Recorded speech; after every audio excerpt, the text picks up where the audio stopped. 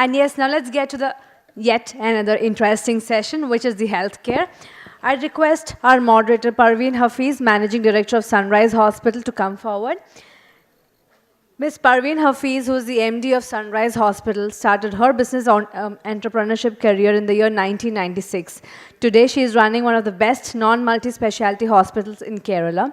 She is the Executive Committee member of Kerala Management Association and also in the Advisory Board of Kerala Financial Corporation. I welcome you. Kindly be seated. I also request our panelists of speakers, Dr. Sanjeev Singh, the Medical Superintendent of Amrita Institute of Medical Sciences, Kochi, to come forward. He is a pediatrician by training and did his master's in hospital management. He worked as a regional coordinator at WHO India in Disease Eradication Program. He is presently a member of Technical Committee of NABH and Chairman of Research Committee at NABH. I request you to kindly come forward. I request Vikram Uppala, the founder and CEO of NephroPlus, to kindly come forward. Once again, inviting Dr. Sriram Nane to kindly come forward. Let me take the privilege to welcome Dr. Sanjeev Singh, the Medical Superintendent of Amrita Institute of Medical Science, Kochi, to kindly come forward. Dr. Sanjeev Singh, Mr. Vikram Uppala, Dr. Sriram Madhav Nane, distinguished guests and delegates, ladies and gentlemen, good afternoon.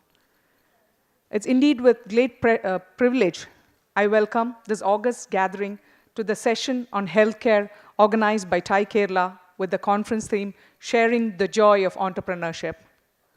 It's a matter of pride that TiE has now become the focal body for any discussion in the matter of entrepreneurial promotion in Kerala. It's well known that India's health sector is growing very rapidly, and it has become the largest sector in terms of generating employment and revenue. It's no doubt that Kerala is a model in matters of healthcare because Kerala possesses top-notch doctors in its fold, skilled manpower, better healthcare facilities, etc., makes it one of the real medical destinations in the world. I'm confident that with the ever-growing increase in demand for the professional and expert healthcare facilities will give a further boost to India's healthcare sector. Our development indices, such as infant and mortality rates, life expectancy, are comparable to that of the developed countries. What we need is to enhance these development factors by enthusing new entrepreneurships, creating many more expertise hands and facilities to meet the growing demands of the health-seeking conscious people. My role today is to welcome the speakers. It is indeed great pleasure to introduce a well-known speakers on healthcare, Dr. Sanjeev Singh, who is the Medical Superintendent of Amrita Institute of Medical Sciences, AIIMS in Cochin. He has completed his PhD in Hospital Management and Infection Control in 2013. Moreover, Dr. Sanjeev is presently a member of the Technical Committee of NABH and Chairman of Research Committee at NABH. I think Dr. Sanjeev will be joining us shortly, but on behalf of TiE and my own behalf, I would extend a warm welcome to Dr. Sanjeev. Mr. Vikram Uppala is a founder and CEO of India's largest dialysis daycare center provider, NephroPlus. Mr. Vikram has expanded NephroPlus to India's largest network of 28 centers across 10 states and continues to grow the network towards a plan of 150 centers by 2017. To become largest network in India. Mr. Vikram is a seasoned healthcare strategist with over 15 years of global healthcare experience. On behalf of TiE Kerala and my own behalf, I welcome Mr. Vikram Uppala to the session on healthcare. I have immense pleasure in welcoming Dr. Sriram Madhav Nane, a reputed cardiovascular surgeon, to deliver a talk in our midst today. After completing training, Dr. Sriram Madhav Nane was privileged to practice in Denver as a board of certified cardiovascular and thoracic surgeon. In addition to the routine coronary artery bypass cases, Dr. Sriram specialized in mitral valve repair, endovascular aortic surgery, and was trained as a Da Vinci robotic surgeon. Dr. Nane is the managing director of RNM Moving Pictures Private Limited. I once again deem it a privilege to extend a very warm welcome to Dr. Sriram on behalf of TiE Kerala. Welcome, sir. You're the sole hero on stage today. I'm sure that the talks to be delivered by eminent personalities will provide a good platform to exchanging innovative future ideas for future growth of our service industry. My special welcome to all the delegates whose participation would undoubtedly make today's program a more meaningful and vibrant one. Thank you.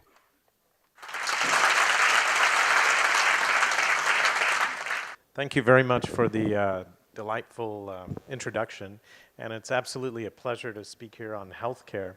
I spoke about it earlier in the plenary address, and I hope most of you were there, and I answered some of the questions. The biggest question I got at lunch, though, was that, who have you joined again? You know, and they said, are you doing operations and all that? So I think the interesting part is trying to explain this, and my parents still don't understand what I do. You know, I mean, they think, oh, you went from being a heart surgeon to now who knows what you do. And they can't explain it to their friends, but the idea is to live up to your promise and to your potential to do something which will help everyone in the world. So with that, I'm speaking on something called revolution and evolution in healthcare. So you'll join me in this. So this is a very, very important slide because imagine what these animals faced when extinction was upon them.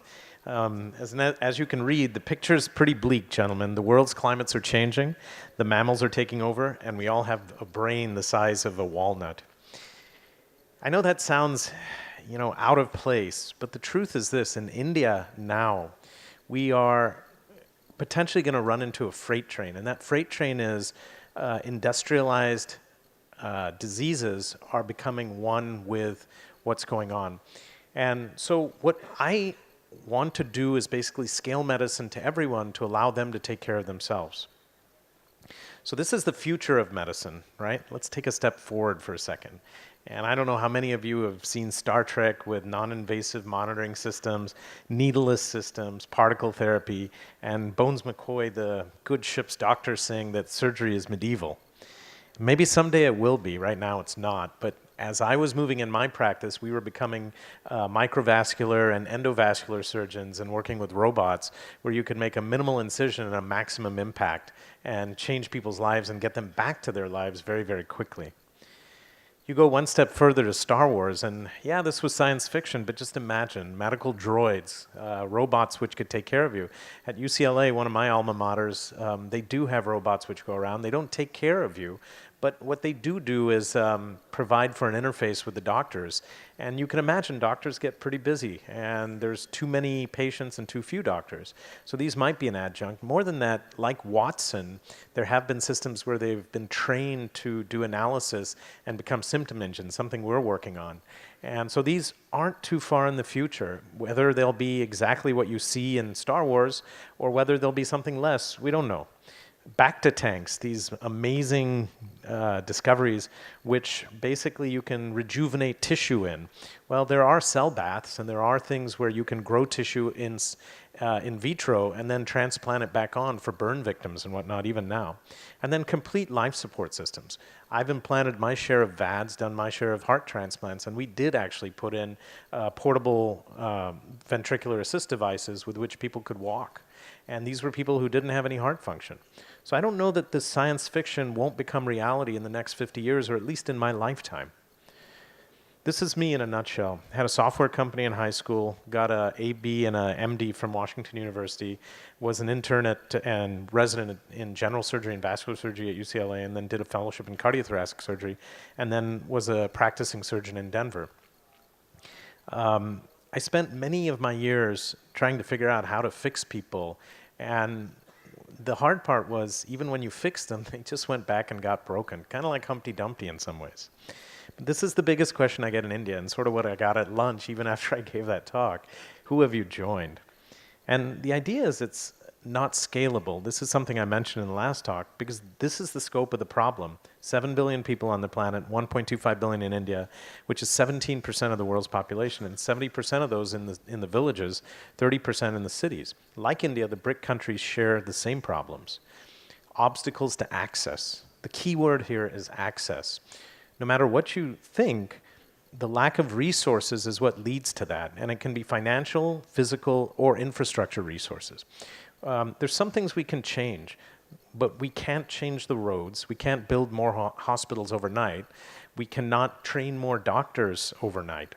And ultimately, if patients don't have resources or abilities to recognize when they're sick, they cannot get care when they need it. This is a slide which looked at the National Health Survey or profile from 2013 in India. And you can't really see all the figures, but what it alludes to is something that's very critical. There's only 883,000 allopathic doctors to 1.25 billion patients in India. And even if you scale in Ayush doctors, meaning Ayurvedic doctors, yoga doctors, all the others, you still only have 1.6 million doctors to 1.25 billion. How can you ever expect to take care of everyone? If you look at the ratios, it's 1 to 1,314 patients, and it ranges from 1 to 500 in the big cities like South Bombay maybe, to 1 to 2,500 in rural areas. Now compare that to the US and Western countries where the ratio of doctors to patients is about 1 to 350. So you can see there's a glaring lack of medical expertise, and if you look at the amount we spend on medicine in India, you can see this is color-coded with the darkest colors being the highest percentages. And you notice that in the US, they spend way too much on medicine, about 17% of their GDP, as in some places in Europe. You look at India, and it amounts to about 2 to 3% at most. So we spend 2 to 3% of our GDP on healthcare. We have too few doctors and too many patients. I believe that the source of greatest impact is to improve medical outcomes by empowering the consumer. Because ultimately, the patient in this case is the healthcare consumer, and he or she decides what's best for themselves. We provide the resources to allow people to help themselves. So the vision then is to create a global initiative centered in India to provide high-level evidence-based care and implement it through a system of hospitals and clinics amalgamated with a stunning television production and cemented with a web presence. Why did I choose all of these, you wonder? Ultimately, the goal is to set new healthcare standards and educate and entertain the consumer of healthcare worldwide, and to provide a forum for healthcare professionals to exchange information and interact with each other and the consumer. In some ways, what I presented to you earlier with the Dance Academy online use many of the same principles we had been researching for this and will go into play into this. Ultimately, you have to develop tools to scale. And in India, clearly those tools for mass media are television and phones, which reach up to 800 to 900 million people. Television has to be centered on demystifying medical care. In India, doctors are gods, so to say. And there's this big black box, and you trust them with your lives, but at the same time you say, why did he charge me all this? And the interesting part is, it's not entertaining to go to the doctor. Instead, the idea is most people have phobias that some doctor's going to chase them with a needle looking after them. But the only time you really go for the most part is when you're sick, not for prevention. Our thought is that if you can make medicine entertaining, and the saying as it goes is, a spoonful of sugar helps the medicine go down. What if you could fundamentally change the perception of medicine so that it was no longer perceived as medicine? What if you could gamify it, socialize it, and unite it like we've done with dance, and then make it into something which you do every day with your friends and are actually aware of what's going on? Sounds like a conjecture, but it can be done. Our idea is to basically use our media presence, both mine and my better halves, to basically bring medicine to people wherever they are and educate them. If you look at the top 10 killers of people, heart disease is number one. But if you were to separate what risk factors people had for disease and implement pathways which are well formed and bring standards up to evidence-based international standards, what would happen as a result is the outcomes would change fundamentally. At the same time, we have access to just about everyone, and you can meld the education with popular celebrities, sports figures, other notables, as well as other things to make it entertaining as well as educational. Most of the TV shows I've seen here go to the extent of Doordarshan, which is a great soporific. It puts you to bed. But the medical shows on Doordarshan really don't cut the mustard. The second thing would be creating a web presence. And what we're doing is creating full-featured apps, websites, and SMS solutions. Why SMS? Because feature phones are held by almost everyone in the periphery. And these provide the consumer and the professional with tools in one place to gain knowledge about healthcare and how it pertains to them, including topics of interest ranging the gamut, well-produced videos, diagrams, informational sort of charts and whatnot. And then in addition to that, ask the doctor features. And then finally, amalgamating with existing infrastructure. And the goal is to have international standards provided at a reasonable cost while at the same time delivering great care. Let's all face it, medicine is a business worldwide. And the idea is it should be transparent, it should be good, and it should be the same for every single person. It's not. And the idea is if we can make it that way, then we're going to make a change fundamentally in how things are done. The revenue can still be generated on volume. We have 1.25 billion people. What will change, though, is that people will become more productive, have less absenteeism, and have longer lifespans and better lifestyles. Those are the goals. So the hospital chain would amalgamate the essentials of information on the other portals. At the same time, you would use high-level evidence-based care, outcomes research, and good bedside patient-doctor relationships. I think one of the compromises, even for me as a surgeon, was that I had a lot of patients in the hospital, sometimes 25 to 30 patients in 3 different hospitals. And so I would have physicians, caregivers, or care extenders taking care of my patients. And if I was in the operating room, my job was to basically operate like a machine. And that really doesn't treat the patient fully. In fact, in my opinion, you do two things. One is you treat patients like family. You wouldn't do anything different for them than you do for your own family. The second is that half of the medicine is actually the science. The other half is the art. And the art is how to talk to people and how to relate to them and how to make them feel good when they're not feeling good. And that is really a difficult thing sometimes. The protocols we're putting into place would consist of partnerships with our group and known players in the healthcare and private industry and government, and would create a number of processes and patents now pending to deliver content. They would also rely heavily on low-cost, low-tech, as well as some moderate and high-cost options in order to allow care to all entities. Ultimately, they would attempt to unite disparate elements in a common cause and would include government, NGO, and private resources to achieve a sustainable goal. So in conclusion, I think this can readily be done. And the ultimate thing is that we cannot have a evolution in healthcare, because evolution takes too long. What we need is a revolution. And that revolution can be fueled by adequate tech and other resources which are in place. I think India is ripe for having something like this happen. I think every single one of us in this crowd has a medical story to offer as to when they were sick and what happened. The idea is if we can help them and be the doctor in their pocket and the one who's always there, the family doctor in your pocket, imagine what could happen. A consult anywhere you're going, the ability to network with your physician, the ability to exchange notes with other patients, the ability to have medicine checkers. We have full feature sets designed for this. But I think the sky is blue and the future is bright. And I think some of these things which I showed you in the first part may actually become reality. And we're not just talking devices, we're talking all kinds of systems which we can put into place along with the infrastructure to improve medicine. Thank you very much for your time. Good afternoon and welcome, sir. I request our next speaker, that is Vikram Vuppala, founder and CEO of mp4, to kindly come forward. Welcome once again. Hello, friends. Firstly, thanks to the organizers for inviting me all the way from Hyderabad to come and speak at this very exciting conference. One of my friends had attended the last year TICON, and he said there were 1,200 delegates, which is unheard of in the TICON circle. So I think Thai Kerala is putting up a fantastic show. Firstly, I would like to introduce myself and then talk about the mp4 story. My name is Vikram Vuppala, founder and CEO of mp4.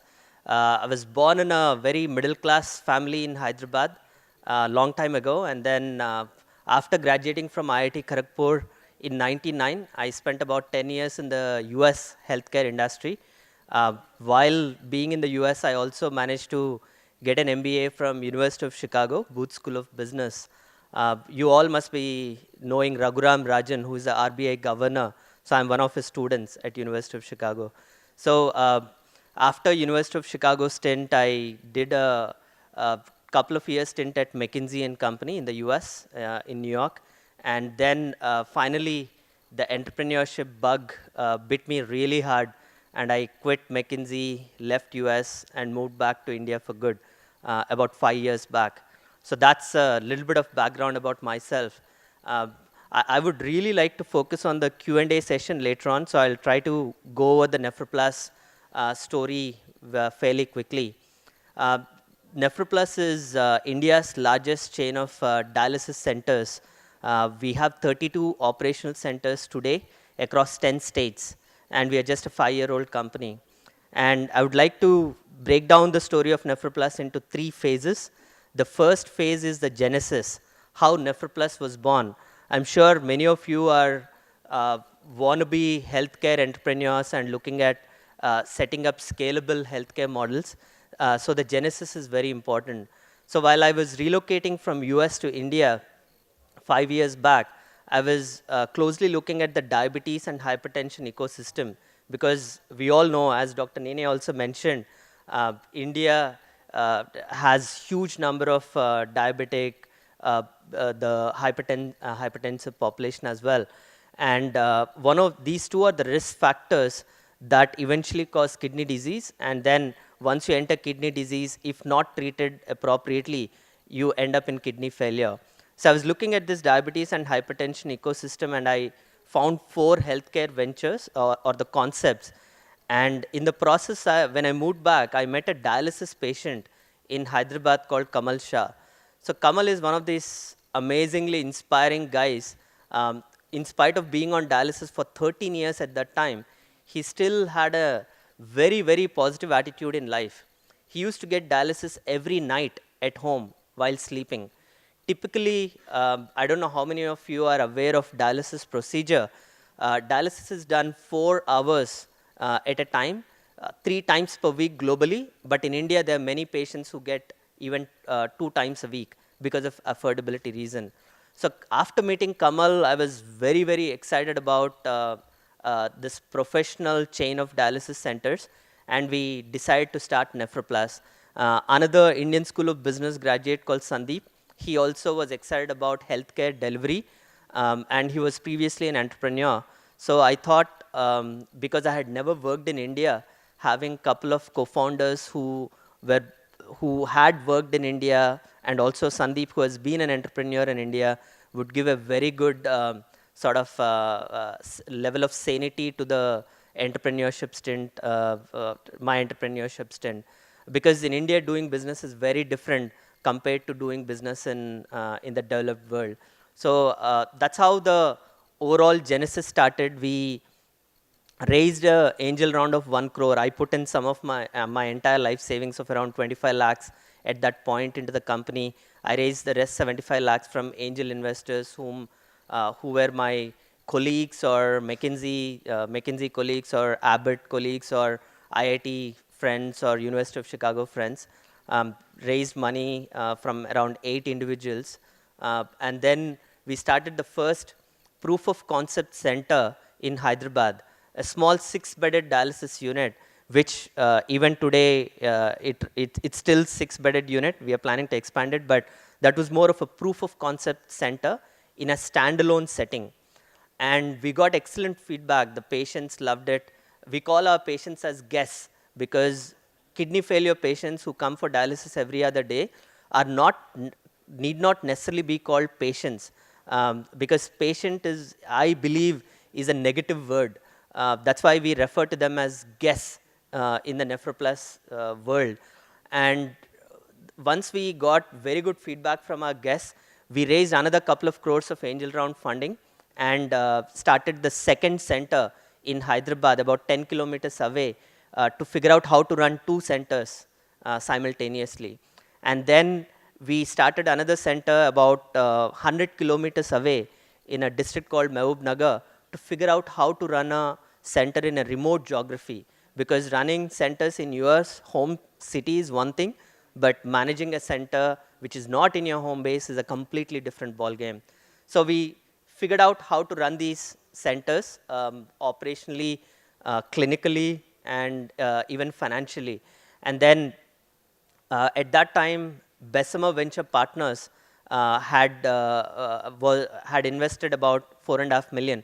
So now comes the sort of the second phase in Nephroplus story, which is the struggle phase, right? Even before Bessemer invested, there were many times in the story where I can recount at least 2 to 3 times where we thought this is not going to work, right? And any startup in any entrepreneurship stint, we always go through these cycles where one day it's a great win, the other day it's a great loss. We feel defeated at that specific point of time. But the beauty is when you have co-founders, when you are a team, and when you're passionate about a cause, suddenly you pick up the bags next day and just get to work again. And what I wanted to communicate is anyone who is looking at an entrepreneurship stint, you should not think that it's going to be an amazing, entertaining, easy life journey at all. There'll be many times where you will be tested, where the chips will be down, where you think it's not going to work.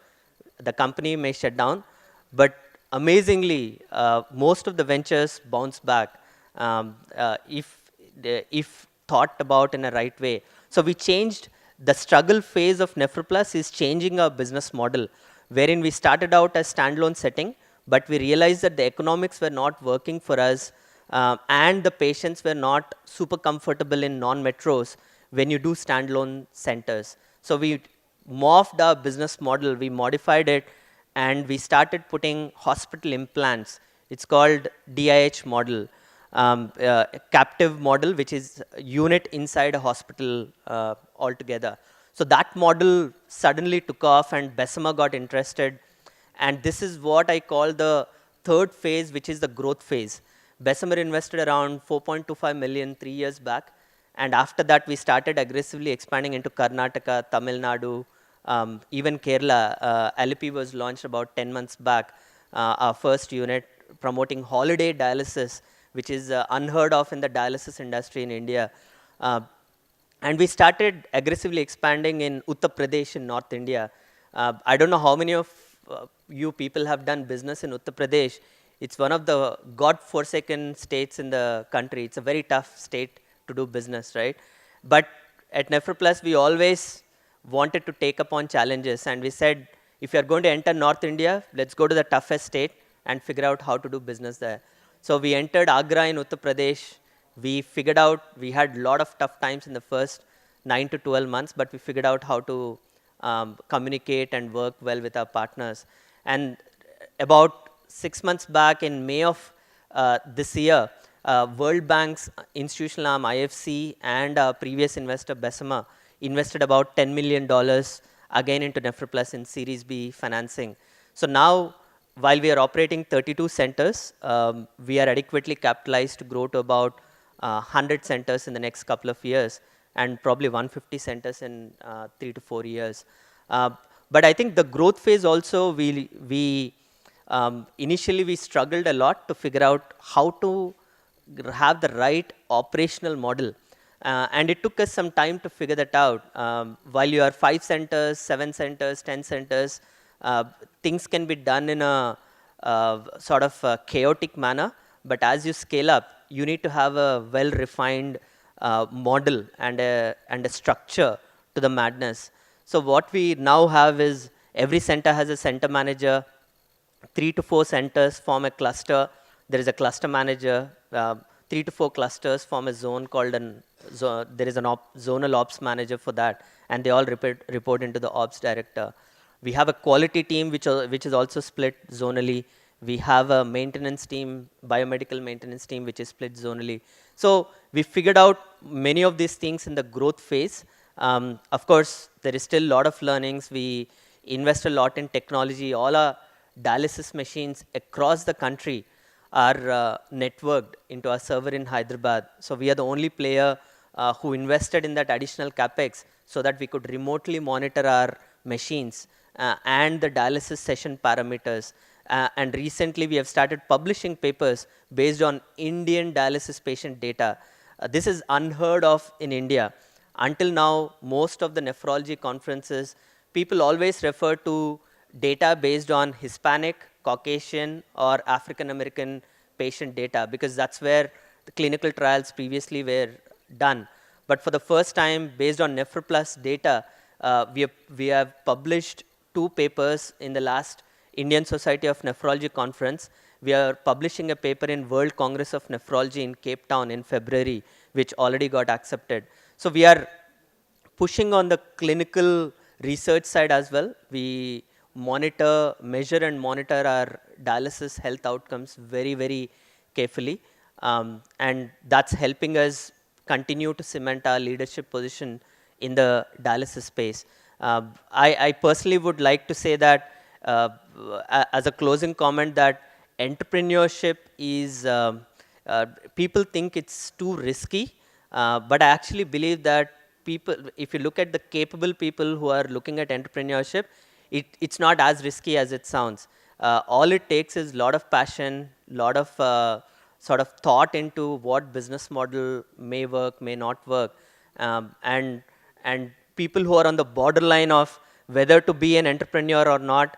I can assure you that even a failed entrepreneur is much more. I have a lot more respect for a failed entrepreneur than a very successful corporate sort of executive, right? Because at least you have followed your heart and tried to do something on your own.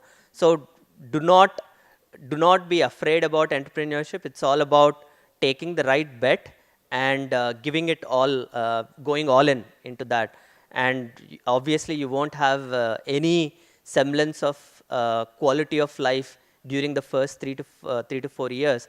But the beauty is, once the organization attains the critical mass, then you can really focus on the bigger picture, expansion, and so on, like the way I'm doing, while there is a full-blown team to do all the grunt work now. So I'm sure there are many fence sitters where people are exploring entrepreneurship. I would really encourage you to go all in, be true to your passion, your heart, and give it one very good shot. And I'm 100%, I'm guaranteeing you that you will not regret it, and you will really come out very strong. Thank you. Thanks for the time. Thank you, Dr. Nene, and thank you, Mr. Vikram. Both of you really spoke well. We can start the Q&A session now. If there is anyone in the audience who would want to send over questions, you're please welcome. Mr.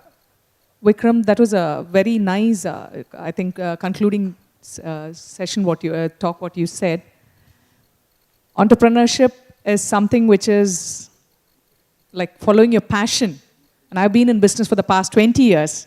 And those are golden words, because the first few years, or I can say even a decade, was very, very difficult, especially being in healthcare.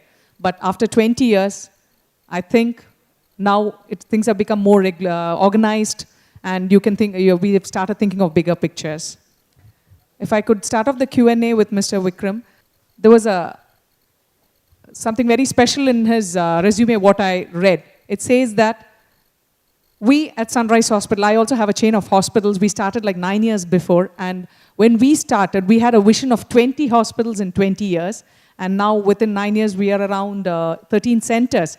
But when I read your vision, it says 150 centers by 2017. I know it's too big a question to answer in a few seconds, but could you just like brief us on what exactly is there on your mind?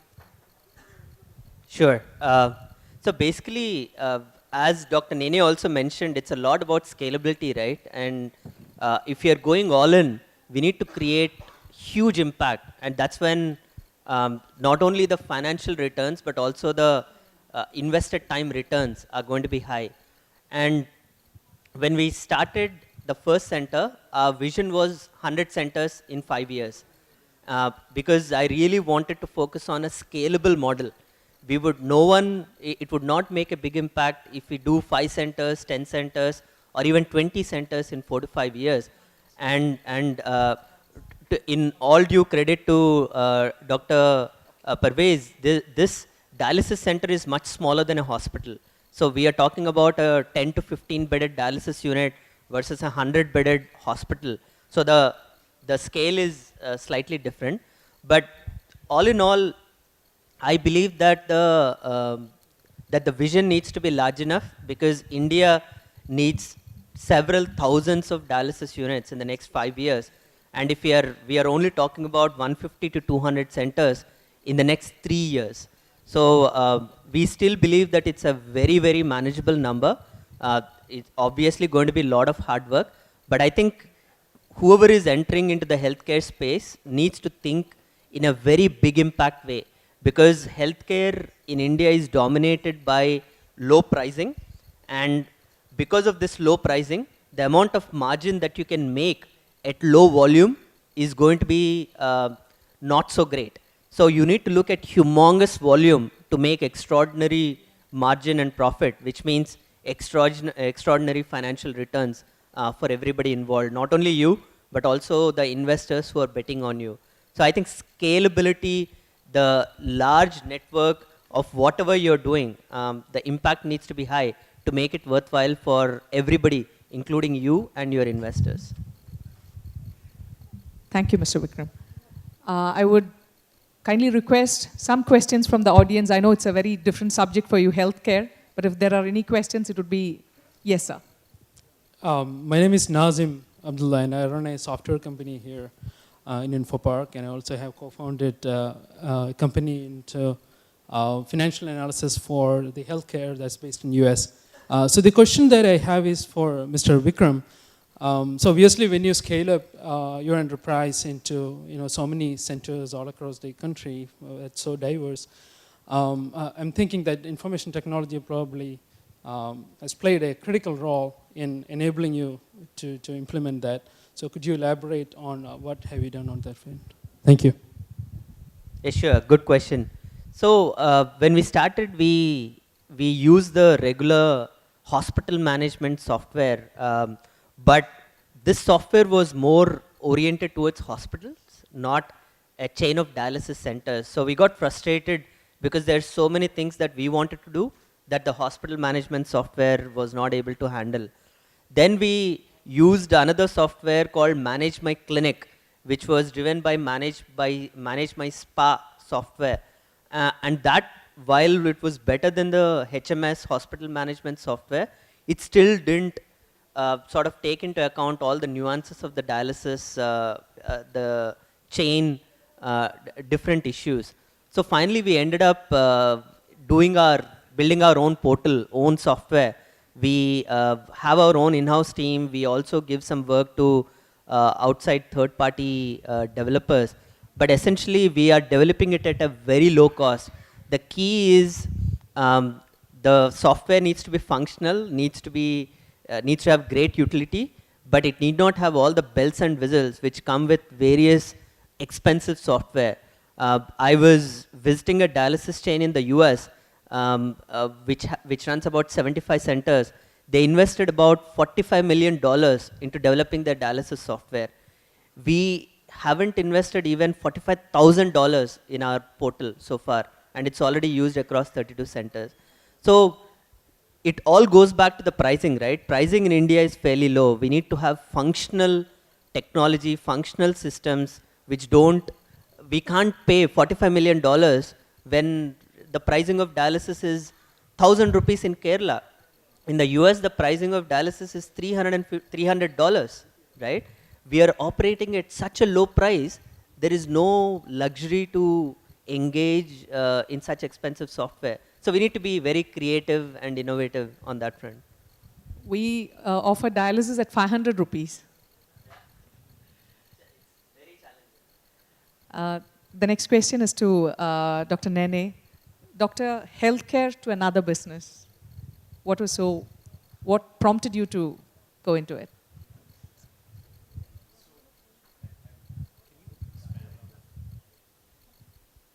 Yeah, you had fantastic practice back, like where you were practicing, and now you've come into a totally different thing. So do you handle it together, or Yeah, what do you? so I think the key is that I really am not any different now than I was before.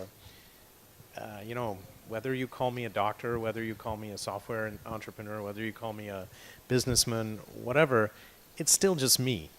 And at the end of the day, it's about using all of your talent and all of your potential to create opportunities for others, right?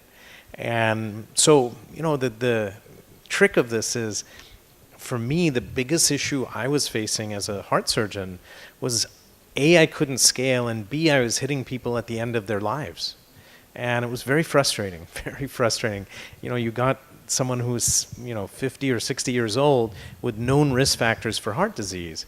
And, you know, you saw their family, you saw their kids, and many times they say your 40s and 50s are the most difficult times in your life because you're taking care of the generation above you and the generation below you.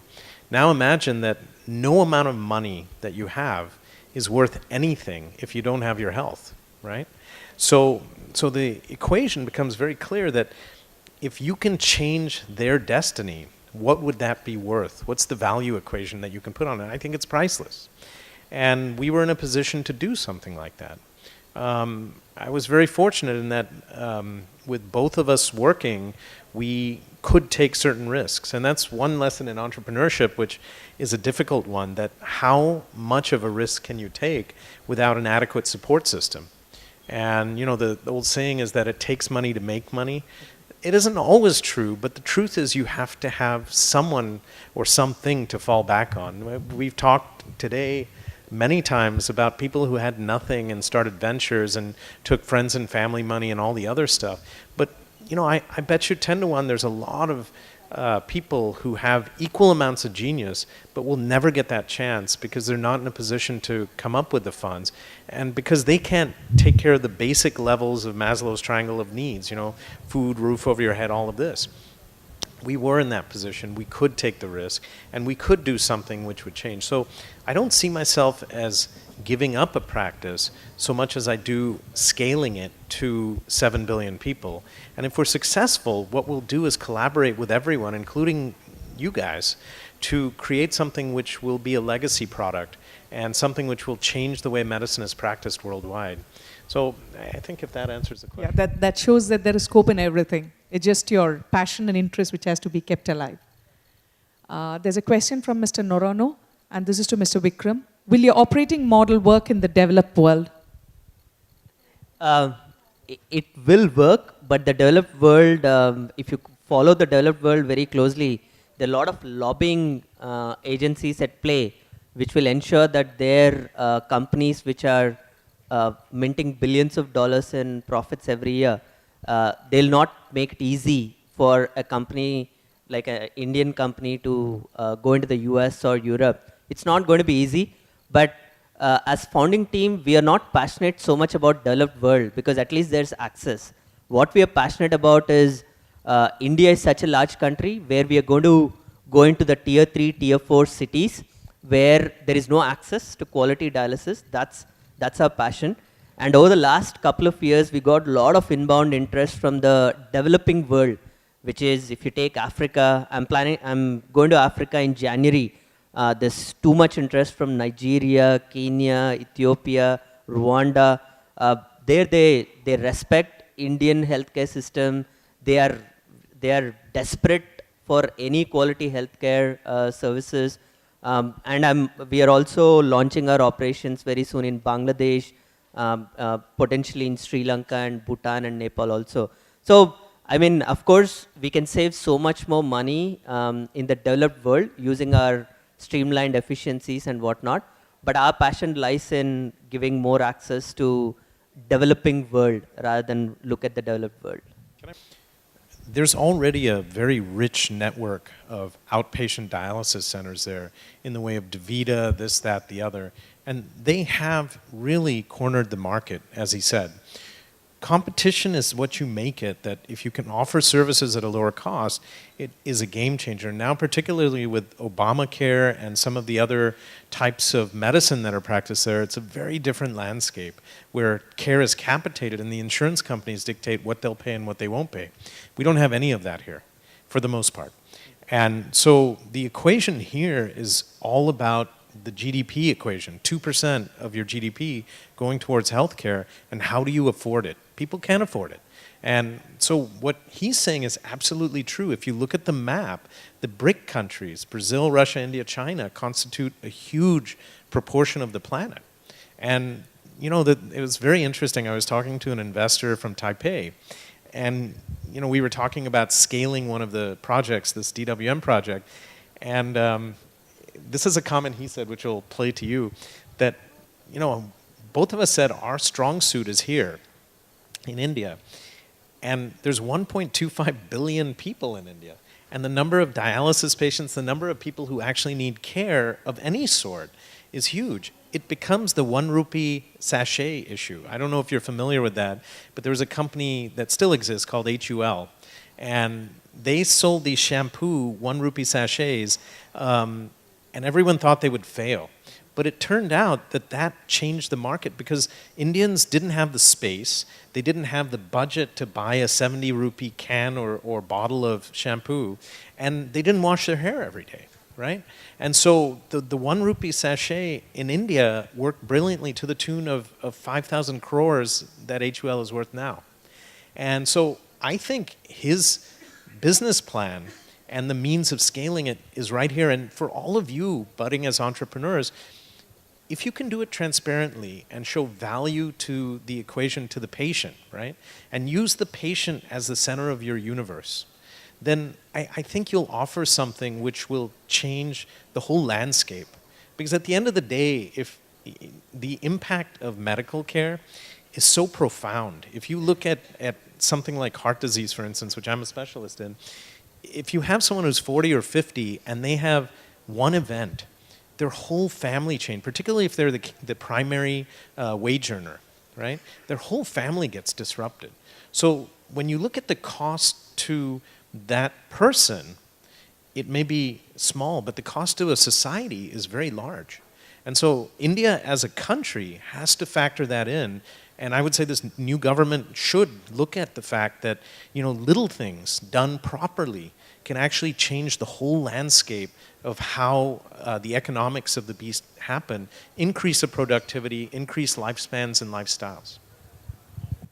What I would also want to add upon is, on the topic of the session is joy of entrepreneurship. And I think for my lady friends out there, healthcare is one of the best businesses where we can really concentrate on, because it gives you a completeness. Because other than the business perspective, you have the comfort zone which is there and which can be given by us in a better way, with due respect to the men. But I feel as a person, it makes me more complete. So there is a lot of potential for women to join up healthcare. Any more questions from the audience, please? Yes, sir. Yeah, hi. My name is Hemant, and we've been working in the healthcare for quite some time, 5 years now. We've been helping doctors across the country. I joined this quite late towards the end when the question and answers was going on. But one thing, after working for 5 years, we found that there is a lot of difference in terms of, if you take Kerala, correct me if I'm wrong, we have almost 30 beds per 1,000 population. And the rest of the country, we are still at 2, 3. So, and still almost all the developments in the healthcare segment happens in the cities. Nobody is willing to go out. Yes, sir was telling me that he's planning at tier 2, tier 3. But then still, most of the people are still reluctant. Would that change come? How soon would it come? What would you say? So I'll take a stab at this. Basically, tier 3, tier 4 healthcare problem is not at all easy to solve, because at the crux of the healthcare system, there is a doctor. And if you look at the doctor's life, just like all of us, we want our kids to go to the best schools, right? If the doctor is going to a Rohtak in Haryana or Kottamangalam near Cochin, how are they going to send their kids to the best schools, right? So the only way this problem will be solved is by using technology. For example, what we do at Nephroplus is, the tier 4 city, we never expect nor we dream of a nephrologist being full-time available in that city. In Rohtak, in Kottamangalam, in Alipi, wherever. We run a center in Alipi where the MBBS doctor is trained by our nephrologist from Cochin, Dr. Georgie Nainan. And Dr. Georgie goes there once a week for an hour to do outpatient consultations, review clinical files, talk to the staff. The only way healthcare in tier 3, tier 4 gets developed, at least according to me, is by incentivizing the doctors, by leveraging technology. There is no easy solution for that. Because at the end of the day, you're dealing with people, right? Even if you pay the doctor 25% more, do you think the doctor is going to compromise his kids' education for that 25%? It's not going to work. So you need to incentivize them disproportionately, and also you need to use technology to make this. Nowadays, video consulting technology is widely available. In fact, we have a panel of nephrologists across the country, and if a patient from Rohtak in Haryana or wherever in Alipi, if they want to do a consult with a nephrologist, and if that partner nephrologist is not available, there is an SMS that gets sent to our other nephrologist, and there is a video consult which happens immediately. Along with the lead nurse who is going to take all the medical parameters during the video consult and communicate effectively with the doctor. So to answer your question short, it's not an easy problem to solve. The government has to spend much more in the tier 3, tier 4 cities to incentivize the doctor. The tax holidays and whatnot, it just needs to be mind-blowingly disproportionate. And then you need to use this technology to improve the access of the specialists in tier 3, tier 4 cities. It's a tough thing. I'll just expound doing. We're actually creating constructs that you can take out. I'm working with some of the people from MIT and developing low-cost means to basically go out, and you don't have to be a physician necessarily. You can be an ancillary caregiver, and you can assemble the data, and the data can be sent back through 2G, 3G, 4G spectrum. You'd be amazed what you can do. The second thing is there's a number of hospitals now, at least in Mumbai and in other parts, which are actually creating mobile doctors' offices, basically. And these things go all around, and Hindujas, Ambani, all these guys have instituted mobile care vans, which basically go around once a week, twice a week, 3 times a week, where the doctor basically goes with them, but on the weekends he's home. And they go and plan their trips, and it's like a giant moving home for them, and they are able to take the care out. Because I agree with both of you that we cannot afford the infrastructure. There's too few doctors, and no one's going to want to go to these areas which are not going to support everything else they believe in. Having said that, those people still deserve the care. And so the question is, how do you deliver it? And I think the mobile forces are very apt to be successful because they can take things there in a very short period of time. Lastly, one project which I worked with was robotic heart surgery and robotic lung surgery. The roots of that, interestingly enough, were actually in the 1980s when the Army in the US was trying to give battlefield care without having a doctor present. And so what they would have is medics in the operating theaters putting in the trocars, and then the robot would be commanded by a surgeon stateside. And what happened was they could not do it reliably because of the technology, because of the bandwidth issues, because of the easily jammed frequencies. You can imagine in the middle of a surgery, you don't have a surgeon operating it anymore. But what ended up happening is it became the most popular way to take out a prostate in the US. And so it was serendipitous. But my point is that we could institute remote care, and it's happening. I mean, now the rate of transmission and everything else is in a place where I would say in the next 10, 20 years, you're going to see more of this. And not just in India, but worldwide. And we are in a software company. I am from a software company. And we are developing an online project that's doctoronline.in and also yachi.com. These 2 projects to support the patients all over the world. Making a consortium of the doctors to answer the questions and to give them some advice through online. As a doctor, what do you feel about this sort of a project? So is this an EMR or an EHR, or what is it exactly? It's Is a it an electronic health record? online project. So I'm, so, you know, Web-based online projects. Right. Like there will be an e-commerce. yeah, yeah, absolutely. So, if I understand your question correctly, you're suggesting a second opinion online. Is that what you're saying? Yeah, online consultants. So that exists. There are multiple sites which are doing that, and there are knowledge bases like WebMD and various other things. I think the tricky part in the U.S. and in the quote-unquote developed world is the medical liability.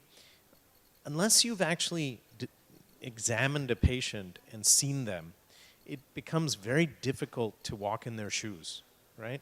And to understand exactly what's going on. So you can only give generalizations.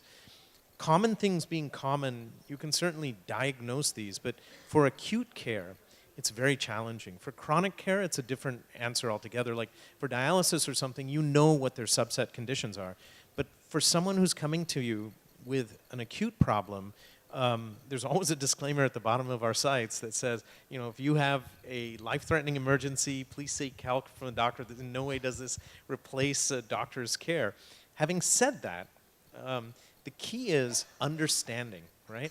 So many people don't understand even the basics of bad water, what to do if you have chest pain, how does a cold start, the number one vector for a cold. You know, the other thing is kids don't come with manuals. I mean, I don't know, have you looked lately, but when your kid was born, did they have a manual taped to their bottom? No, I don't think so. And so the issue is, even if you could give them a little bit of knowledge about common things. Certainly, we will provide them knowledge. Like this will be a consortium of the experts, like LinkedIn. So that's what we do. That's the projects we're building. So I'd love to talk afterwards. But I think the idea is to collaborate with everyone. Now in the US, interestingly enough, this has been forced on doctors. In that, as of 2012, every doctor's office has to have an electronic medical record system that has to be HIPAA compliant, Healthcare Information Privacy Act compliant. And so what they're trying to do is basically prevent you from having this bag of goodies which every Indian patient walks around from doctor's office to doctor's office. And instead they're putting it in a cloud with an interface which protects it.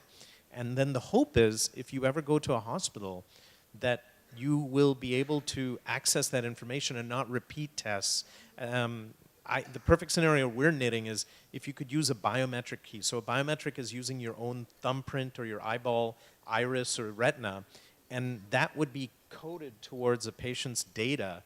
So if someone's in a critical accident, they don't have any family around, they could easily get their information accessed under emergency conditions only by a physician and know the whole health history, right? But imagine if you could do that and push it to your doctors and to other people. The flip side is also true, though, that if an insurance company gets a hold of that, or someone else gets a hold of that, it could be a liability as well. It's a true fact that almost about 50-60% of the Indians, the patients, taking their own medicines even without discussing with the doctor, because they have some ideas in their own mind and they are using. Instead of they can go online, they can come consult with a lot of doctors. What will be the...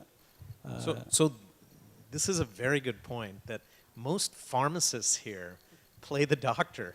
I don't know, do you guys agree with that? Most people don't have the time to go see a doctor formally, and these pharmacists, they call them and say, hey, I have a cold, what can you give me? And they prescribe whatever, Exactly. Whether it's actually correct or not is another question.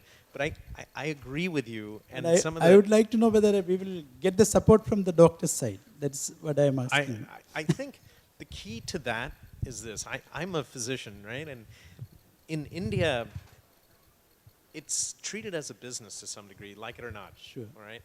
And I think if you can build in the equation that I'm going to increase your business and scale you and make your life better, where you don't have to see every last patient every time. Maybe they can just send it as a WhatsApp type messenger, and if it's something can be taken care of easily without liability, then that may be able to do that. And you create a subscription charge for that doctor. Sure, right? sure. Like Why not? Maven.com, we can also give some sort of royalty to the right, doctors. I mean, they have to get something out. They can't Sure. have their business taken away. They've worked many, many years to get where they are.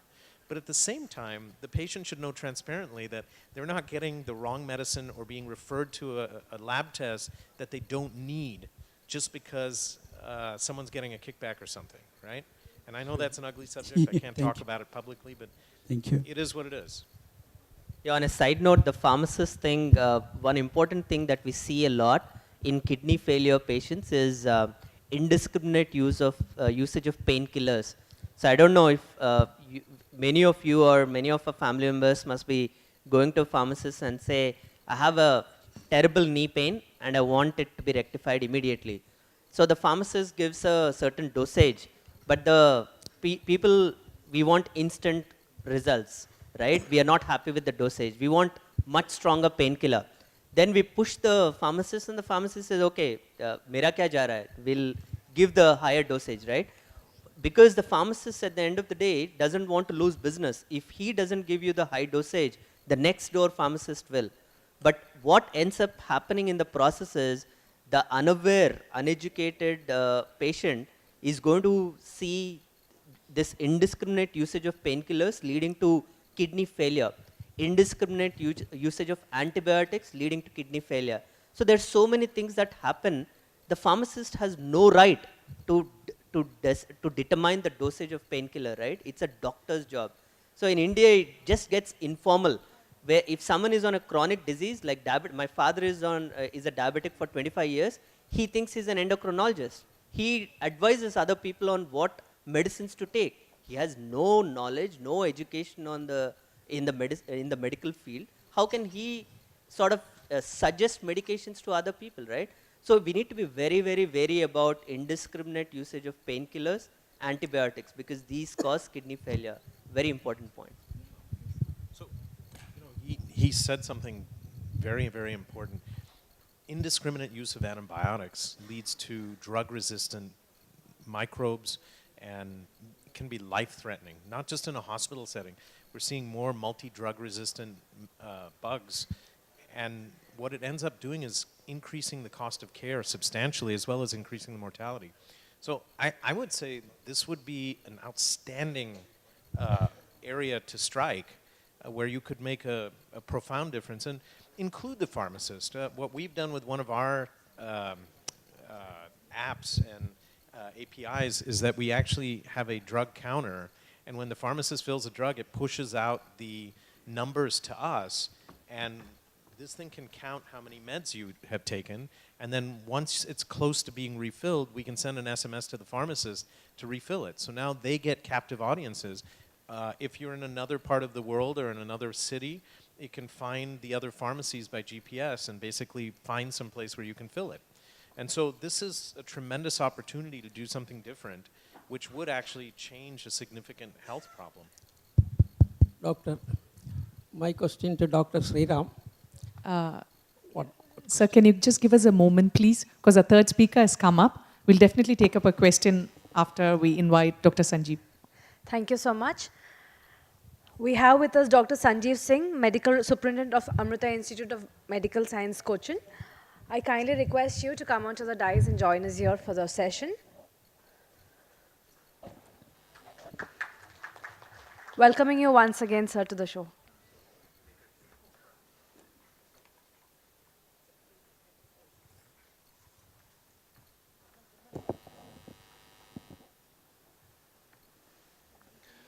My apologies for coming late. I would be dealing with the entrepreneurship in healthcare. It's completely an Indian setting. I'll start on a lighter note. There were basically two blind animals. They wanted to know who they are. So one started feeling the other person and said that you have too many hairs on your body. You have a stout face and you have a big ear. So he asked, who am I? He said, you could be possibly a rabbit.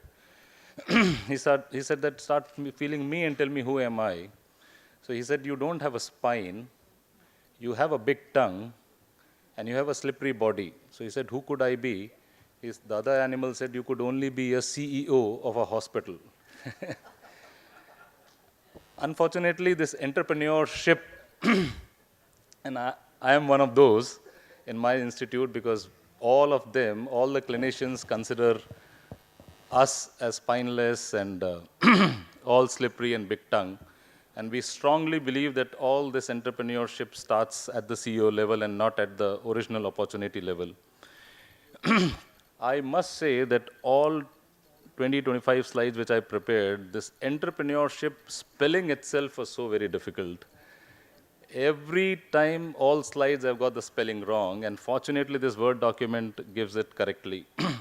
So, as I think the renowned faculty here was saying that there are these inefficiencies, there are huge outcome failures, but there are these two lines which David Cutler says is adding value and adding quality. Because each animal which gets up at 4:30 in the morning has to run because he has to save the life, including the wild lion or tiger or the leopard also has to run because he also has to save the life.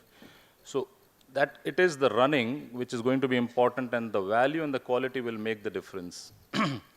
Why we are looking at entrepreneurship is all because there are prioritizing all these needs and there are innovations which are happening, and how do we basically understand what would be the commitment level. These are some of the things which is important as a healthcare reform, digital health, and Dr. Nene was mentioning so profoundly about what exactly is happening. And this is the today's factor, and opportunities can easily be fixed or picked up from any of this. I think the speakers must have already dealt with, there is a huge healthcare improvement which is happening. There is wellness, there is money which is pumped in. There are close to 132 hospitals getting in India for the next 5 years. So opportunity is huge, both in healthcare as well as in medical devices and technology. The intent is to create that idea, get to a startup level, ramp up our progress, and then scale it up so that we know that whatever is small gets used to a bigger community and it's extremely useful. The ideas would be huge, but ultimately it gets funneled into one successful product. And we see that. It could be just a single slice CT getting into a 356 slice CT. It was just a cobalt getting into an IGRT, IMRT, 3DRT. And the moment we spill technology, technology gets changed. So I'll skip this. I'll come to what happened in India is this fantastic gentleman who is an internist by profession, got in 1983 a private corporate setup.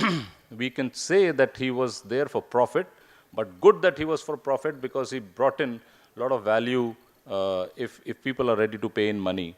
And he and his enterprise, who is handling close to 36,000 beds in the country, also brought in the IPO, first time in healthcare, completely unexpected, unrecognized, because it was always considered as a noble profession, and there is something which is a selling point, and he sold it, and he sold it so well, and is delivering it.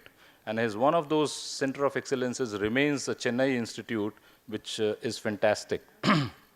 Everybody must have seen this cardiac surgeon.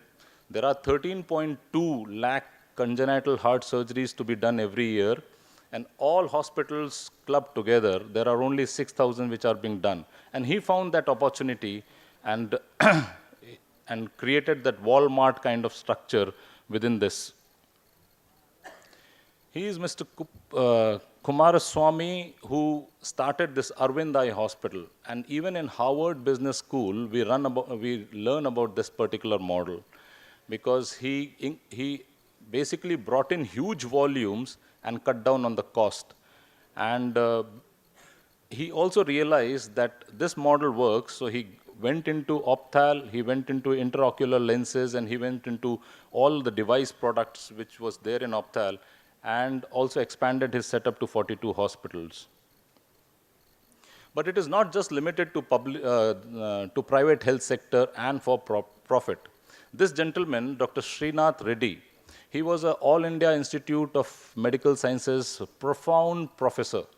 He was head of the Department of Cardiology, but he realized that just seeing one patient in the OPD and seeing treating one interventional cardiology, putting 2 stents, doesn't make big difference. And he was handpicked by the previous government, and he started, which is very, very popularly known as Public Health Foundation. So he's doing massive research in all the areas, and he's also educating people to basically change their lifestyle. And he found that opportunity and he became a big time entrepreneur in that, and he's creating huge difference. So it is just not in the corporate setup where the entrepreneurship comes in. This gentleman who is K. Karunakaran, he started this Karuna Trust, and he went into the tribal areas, educated them, created institutes, and is treating tribal people, and he has close to 52 setups right now in public health. The entrepreneurship was not just limited to treating people or to creating public awareness. Dr. Vivek Desai started in Mumbai something which is called as HOSMAC. So even for healthcare consultancy, because when he started, nothing was available. So it was, you own the hospital, you run it, maybe you won't run it too well. But the consultancy also started with his, his idea creation, and he has really scaled it up. So he's providing designing, planning and designing, he's providing for project services, for communications, for quality, and almost everything within the healthcare setup. So entrepreneurship was not limited to just technology or into private setup. Madam Vidya was an obs and gynae specialist in Mumbai, but she realized that just maybe delivering people may not have a huge value. She found that opportunity and created a fantastic institute which is called a Symbiosis, and is giving, apart from all other education, providing a lot of healthcare related education and management training institutes, an area which was completely unexplored and has really made a market difference. Dr. Kiran Mojumdar Shaw is known as Queen of Asia and found an opportunity in research and created a company which is called as Biocon, and she is ranked as one of the most highly paid or the millionaire in the lady millionaire in Asia. And her investments have really doubled, tripled, and is almost equivalent to what happens in China. And the growth factor is something which is tremendous. So she got into biopharmaceuticals, she got into monoclonal antibodies, she got into more newer research like molecular biology, and is making a market difference. Dr. Girdhar Gyani is one who is very, very well known in healthcare sector. He was a quality person, an engineer by profession, but found an opportunity when two people who was coming from abroad were ill, and there was a question asked in the parliament that do we have standards in the hospital to treat people who are expats or who are foreigners. And that question in the parliament led to something which is called as National Accreditation Board for Hospitals and Healthcare.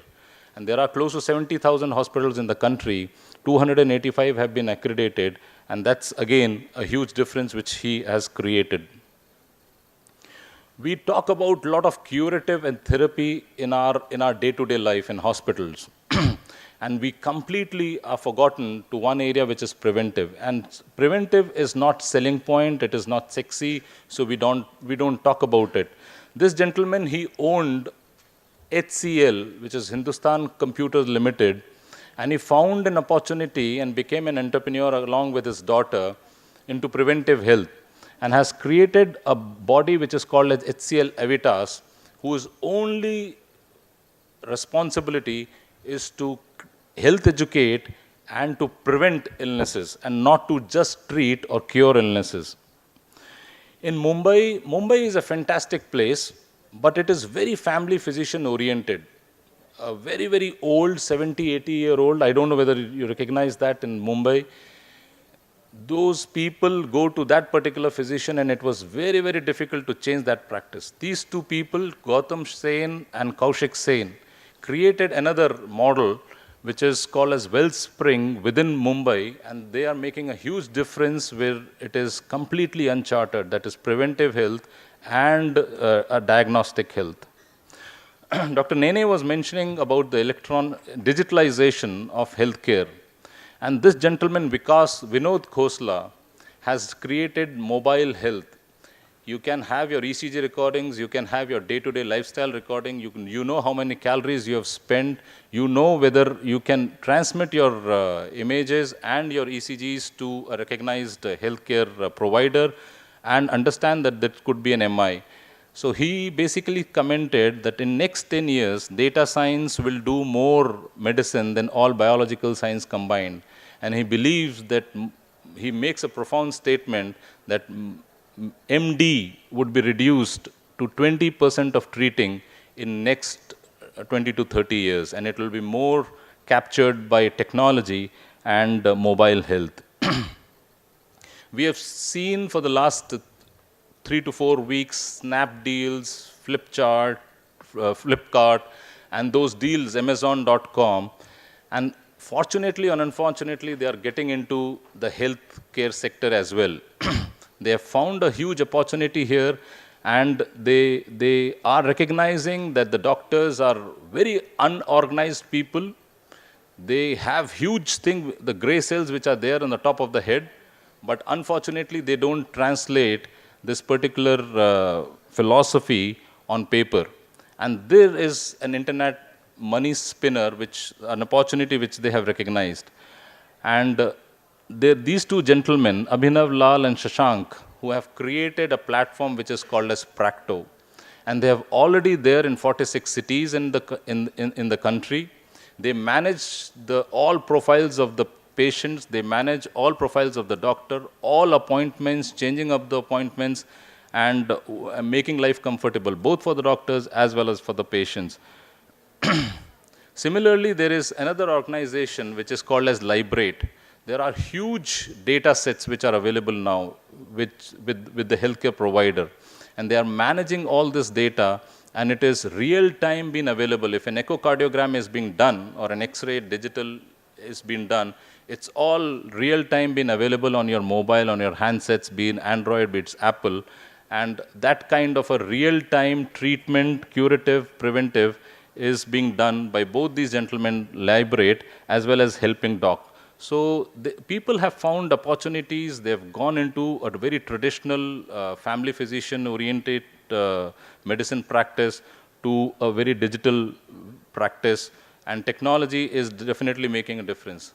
Our present Prime Minister, he has this campaign of Make in India, and fortunately GE Health has gotten into this PET CT scanner, which is a remarkable revolution for cancer diagnosis, and they have made everything. And fortunately, a person who is in charge of making this is also an Indian, Rajiv, who is based in Bangalore, and a PET CT, which is a very high-end technology, Discovery IQ, is completely made in India.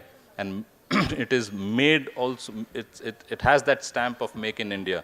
So there are people who have found that difference and have created this. I belong to this institution which is unique in its architecture. It is our founder is a spiritual figure who is Mata Amritanandmayi. And when we came 16 years back, we also followed some kind of a disruptive entrepreneur and looking at volumes and decreasing at cost. And it's a flower-shaped structure which is very unique in healthcare.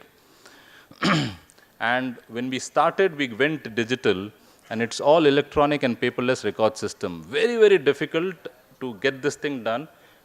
Doctors were ready to resign. Very, very difficult to get them shifted, but fortunately it happened. It is extremely difficult after doing your MBBS or MD or DM to train doctors, because you need to update your knowledge, and when you ask them to come for training, they don't come because they believe that they know everything. And I keep saying there is a hierarchy which exists in the hospital. There are I don't know what background you are, but there are cardiovascular thoracic surgeons, there are cardiologists, there is God, there are surgeons and the physicians, and there are administrators somewhere below. You cannot talk to this group of people who are untouchable. So we created a patient safety or an e-learning module where an administrator sends this message or the questions on a multiple choice, and it is linked to their performance appraisal. So I'm extremely sorry for being late. I'll end with this. If a plan A didn't work, the alphabet has 24 more letters. Let's find opportunities. There are so much of good work which is happening in our country. People are making kiosks recording lipid profile, blood pressures, and treating people in the community health setup. There are so much of good work is happening, and it is really, really positive to see that good ideas would come from this meeting. I apologize for coming late. Thank you very much.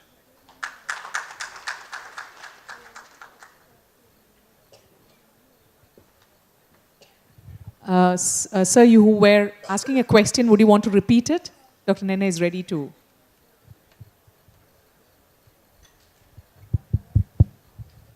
My question, Dr. Sriram. During your presentation, you touched a very important social subject, that costly option and cost-effective option to patients. No? Costly option and cost-effective option to patients. Okay. Now, my question is connected to that. During this prescribing medicine to patients, normally doctors prescribe. Why don't we insist to prescribe generic name in prescribing? Is it not a cost-effective option? So you are absolutely right. In India, actually, 80 to 90% of most drugs, from what I understand, are generic. In the US, that's not necessarily the case. There's a couple of points to take home, though, that generics aren't always the same as the prescription drugs. Fine, I accept that. But the issue I have is that if a lesser drug can have the same effect, and I'll give you a case in reference, and I'm sure everyone has these, but if you had one form of a fungus like Candida, the cheapest way to treat it, is a readily available drug called diflucan. It's, basically available at any pharmacy anywhere. And in a hospital setting, there's no need for going above that. But to prescribe a more expensive drug doesn't necessarily cure the patient faster. It just adds to the overall costs, right? So to your point, what I was referring to there is using low-cost, low-tech methods to get it out, because most of the country doesn't have smartphones. And so our thought was that if we could go to a grassroots movement where we basically permeated the very fiber and made everyone into a caregiver, not just the doctor, but made everyone's responsibility to take care of themselves. This was one other point he said, that not only do they expect it yesterday, but they're ready to blame someone else for it. They never blame themselves, right? Side issue. But to your answer, I agree with you. I think generics could be used in most cases unless there was a specific infection or a specific condition where one didn't exist. Excellent. Thank you. Thank you very much. Dr. Sanjeev, thank you very much and for the wonderful talk. There's a question which I would want to ask you. In fact, there are a lot of corporate hospitals which are coming up. So how do you see the healthcare scenario now? Even for a state of Kerala, we see the number of projects which are coming up. So would you want to comment on it? I think it is very exciting and disturbing. Exciting because all these new setups creates a lot of challenges and creates a lot of competition, and competition is good. And competition should, otherwise there is a lot of complacency and there is a strong belief that we are very, very good and we deliver good work. Disturbing because we are getting into an era of second opinions and third opinions and doctor shopping. And this happens because the trust within this private sector is somewhere diluting. So I think as a medical professional, we should take more serious cognizance of the fact that good hospitals definitely should come in, but with that, the trust and the value also should be retained. Thank you. Any more questions from the audience, please? Sir? Yes. I think one part which would be really good is to have some transparency in what's standard of care. Because the problem is, there's an art and a science to medicine, everyone gets that. But certain maladies have pathways which are accepted universally worldwide.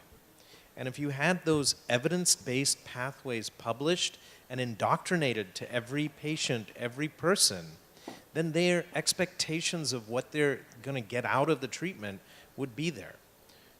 I always go back to heart disease because that's my safe spot, but the issue is for heart disease, right? if you come in with chest pain, radiating to your left arm with shortness of breath, and you have a family history and you have an EKG, they're always going to give you aspirin, oxygen, all of the fail-safes. That's standard of care. Now, if you were to give the aspirin before the patient hit the hospital, you could actually save lives. But I think part of the issue and part of the problem, and in the US, you can imagine we were probably 10 years ahead in the sense that the internet and bandwidth was pretty good, and people would routinely come to me for mitral valve replacement, this surgery, that surgery, and have done certainly all their homework on me, but have read every article ever written. And in many ways, it was great because having a discussion with an informed patient made it easy for me. But at the same time, they became half doctors, half truths. And they kind of tried to self-diagnose themselves and treat themselves. That was the dangerous part of it. So I think if we can have some transparency across the board where the treatment, implementation, the diagnostic pathways were the same everywhere, that you know that if you have right upper quadrant pain, you're always going to get an ultrasound first, you're always going to get a set of LFTs and whatnot, and if that proves negative for gallbladder disease or whatnot, then you would step up to the next thing.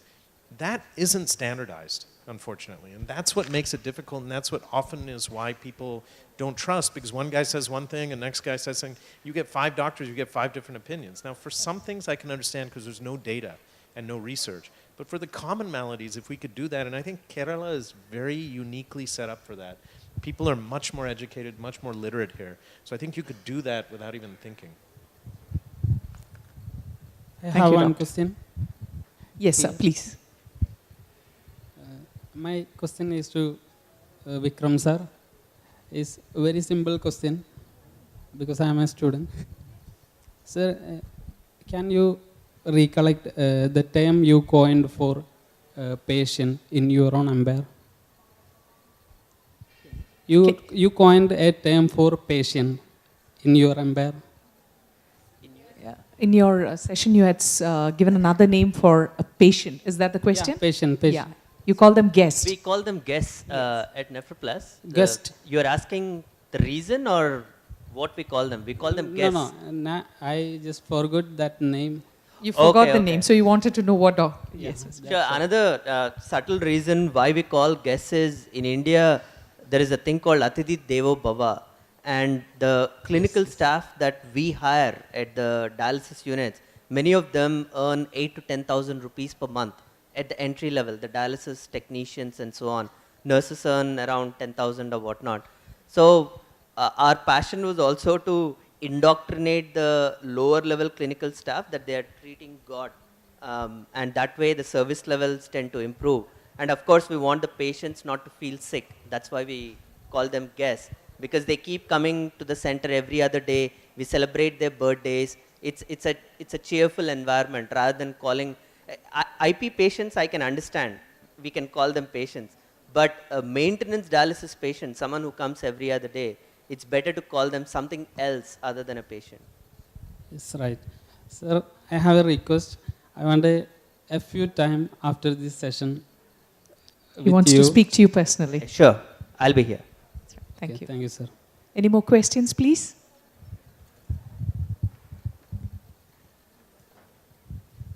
Dr. Sajja, I have one more question. Infrastructure and healthcare, how closely do you relate both of this?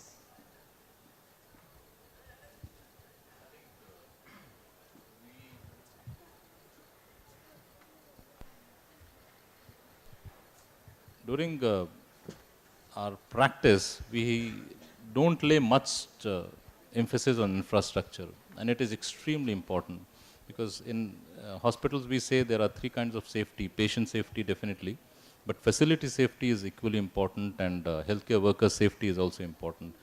But unfortunately, facility is it's one of those which are low on priority. We just establish in in a room, and maybe in some part of the room we establish like all from 70,000 hospitals in the country, 80% of them are 30 beds and less, and so it is extremely, facility is extremely compromised in the country, and we see that in our NABH accreditation also. During accreditation process, at least 60 to 70% of them had to renovate their operation theaters because they were running theaters with window ACs, which is extremely difficult.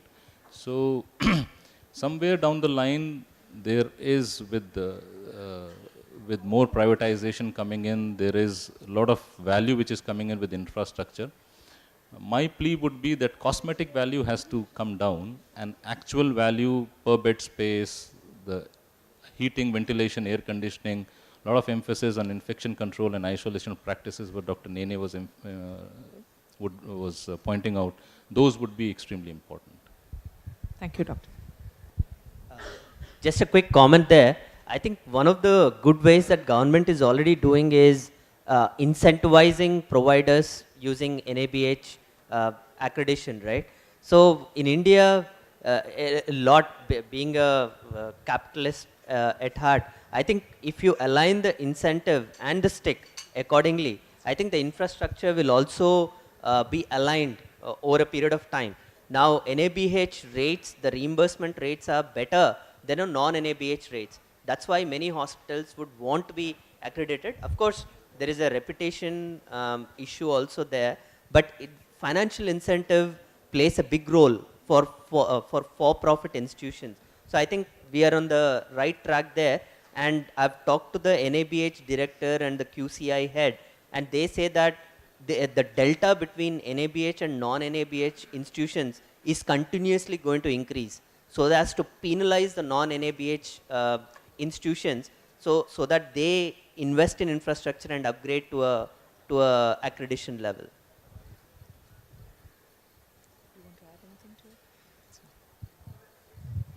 I was just going to ask, how many of you have been in a hospital this year? Raise your hand. And the second question is, how often do you go to the doctor? Once a year or only when you're sick? So only when you're sick. Raise your hand. All right. And how about, how many of you go religiously once a year to get a physical exam and checkup? So I see a few hands there, not many. I don't know, what do you think? Maybe 20% of the audience?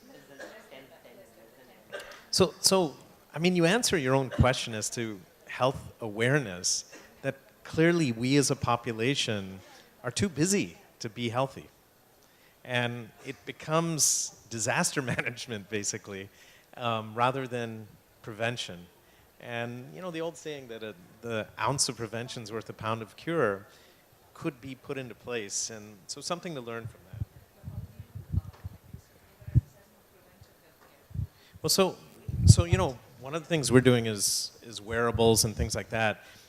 I don't think the data you get, there's something called quantified self, and we you know, measure every detail of ourselves. It's data in, data out, but really more than the data, how you interpret it in the holistic solution, meaning the overall solution you develop, is what matters. And what you want to find out quickly is who's at risk for what, right? And those answers are easily found. And so what I foresee for healthcare is what I just asked you guys. Only about 20% go religiously once a year, but if I could put a device on you and see who is at risk for what by getting a survey and getting your proper history physical, putting it in a cloud and sorting that out, I would know which one of you actually did need to go. So I'm not saying that everyone needs to go for a checkup. I'm saying the opposite. It's kind of like the new cars that are built have this little check engine sensor, right? Or they now tell you that maintenance is required in 6 months, or just comes on when maintenance is required, but it's not at intervals.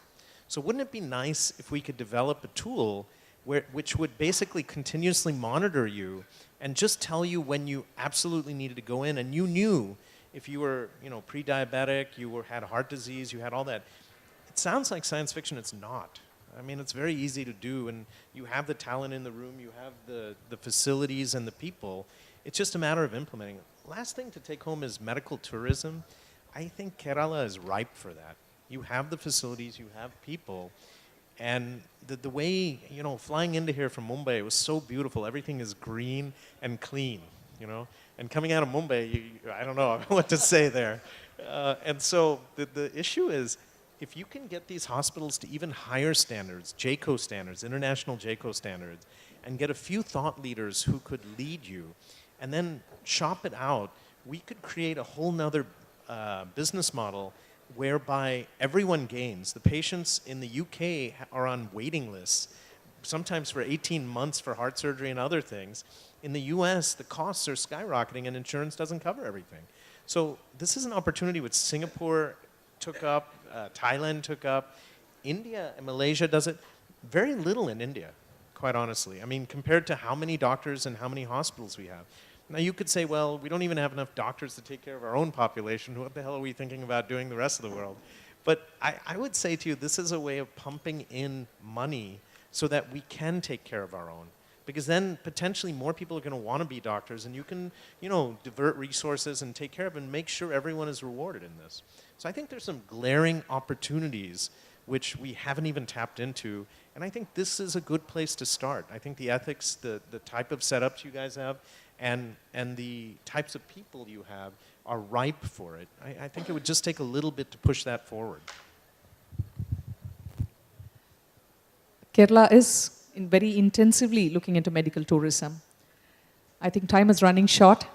I would like to thank Dr. Sanjeev Singh, Mr. Vikram Vipula, and Dr. Sriram Madhav Nane for their fantastic interaction and time and the session. And I would also want to thank the audience for your patient hearing. Thank you.